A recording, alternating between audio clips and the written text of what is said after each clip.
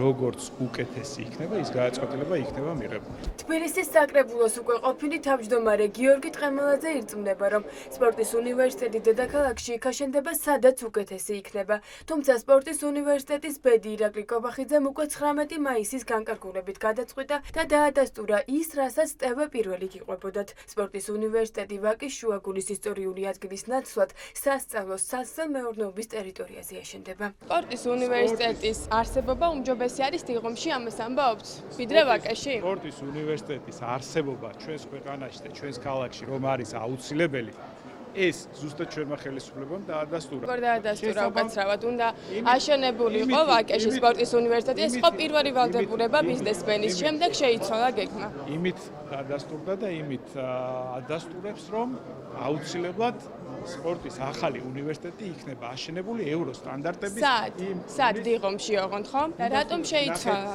უკაცრავად. მარტო ერთ კომპონენტს აღიარებ. საკრებულოს ახლად დანიშნულ თავმჯდომარეს ზურა ბაბაშიძეს მხოლოდ იმისმა შეუძლია, რომ სპორტის უნივერსიტეტი აუცილებლად აშენდება, თუმცა რატომ დიღომში ისტორიული ადგილის ნაცვლად კითხვაზე პასუხი არ არის.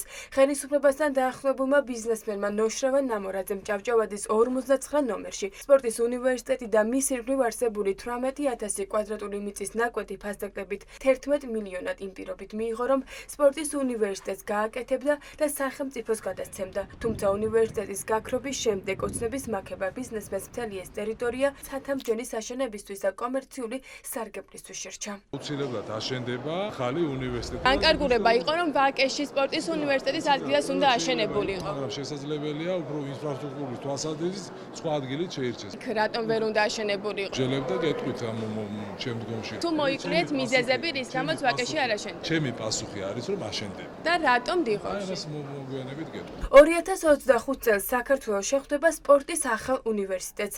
ისტორიულ ადგილას ეს თეატრულკიანის დაპირება. სპორტის უნივერსიტეტის ისტორიულ ადგილზე აშენებას პირდებოდა ხალხს თბილისის მერიც ტევ პირველის საგამოძიებო გუნდის მიერ დასმულ კითხვაზე. თუმცა კობახიძის დადგენილებამ საბოლოოდ ჩამოაშორა ფიზიკური აღზრდის უნივერსიტეტი ლამის საუკუნოვან ადგილმდებარეობას ისე, რომ 2025 წლის ბოლომდე არათუ მშენებლობა დასრულდება, არამედ მხოლოდ ახლა გაირკვა სად უნდა აშენდეს სასწავლებელი. დეკემბრის ბოლოს შემოვიდა განაშენიანების რეგულირების გეგმა, სადაც სპორტის უნივერსიტეტი აღარ არსებობდა. თავის დროზე დეკემბერში არ იქნა განხილული და მერიამ წაიღო ეს საკითხი უკან. თუმცა შემდგომ მოყვა ჩემი ინფორმაციით შეხვედრები ეკონომიკის სამინისტროში 11 ფებრუარს იყო შეხვედრა და იქ დაპირისპირება, მაგრამ ნოშრევან ნამორაძემ როგორც მოუკიდებელი სახელმწიფოს მუდმიმა მუწუკვა შევარდნაძის დროიდან მოყოლებულმა სპორტის უნივერსიტეტი თავისი 18,000 კვადრატული მეტრით ასევე მიითვისა 11 მილიონად, ეგეც გადაუვადეს 3 მილიონი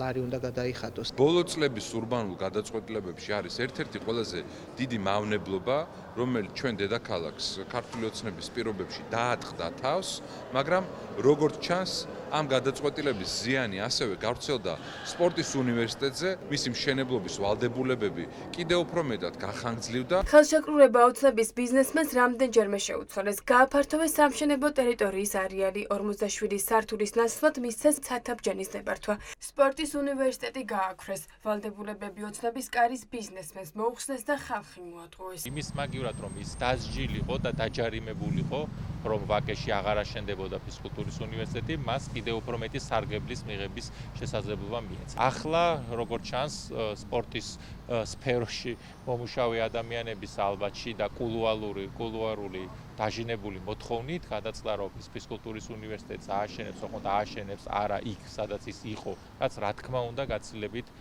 ნაკლები ფინანსური ზიანის მომტანია ნამორაძისთვის. მას ერჩივნა ჭავაძის გამზირზე მიიღო გასაყიდი ათეულობით 1000 კვადრატული მეტრი. ამ კონკრეტულ პროექტს გამართლება ქართული ოცნების მხრიდან ქონა ერთადერთი, რომ ამ ადგილას აშენდებოდა მოდერნიზებული სპორტის უნივერსიტეტი, გარდა იმისა, რომ ქალაქი მახინჯდებოდა, ურბანული თვალსაზრისით იტვირთებოდა, ეკოლოგიური თვალსაზრისით კატასტროფა არის ეს მშენებლობა აღნიშნულ ტერიტორიაზე. თუ რაიმე შეღავათი იყო დაწყებული გადასახადის გადავადებით, დამთავრებული სართულიანობის მომატებით და ძირითადი ქონების გასხვისებით ტროტუარი მიყიდეს ნოშრევან ნამორაძეს საკრებულოს გვერდის აავლით და კანონდარღვევით, იმიტომ რომ ეს კონკრეტული პროექტი განეხორციელებინა, ყველა შეღავათით ისარგებლა. 2022 წელს, როდესაც ბატონმა ნამორაძემ შეიძინა ეს ტერიტორია, მას პირდაპირ ჰქონდა ვალდებულება სპორტის უნივერსიტეტის ფუნქციურად შენარჩუნების ძალიან კარგად გვახსოვს ასევე ქალბატონი თია წულუკიანი, რომელიც მაშინ იყო კულტურისა და სპორტის მინისტრი, გამობრძანდა პარლამენტში,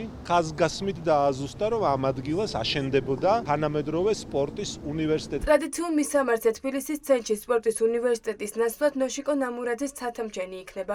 სპორტის უნივერსიტეტი დიღომში გადაისროლეს. ოცნების გარის ბიზნესმენს კი ბიუჯეტში 11 მილიონის შესატანად 2029 წლამდე ვადა გადაუწიეს.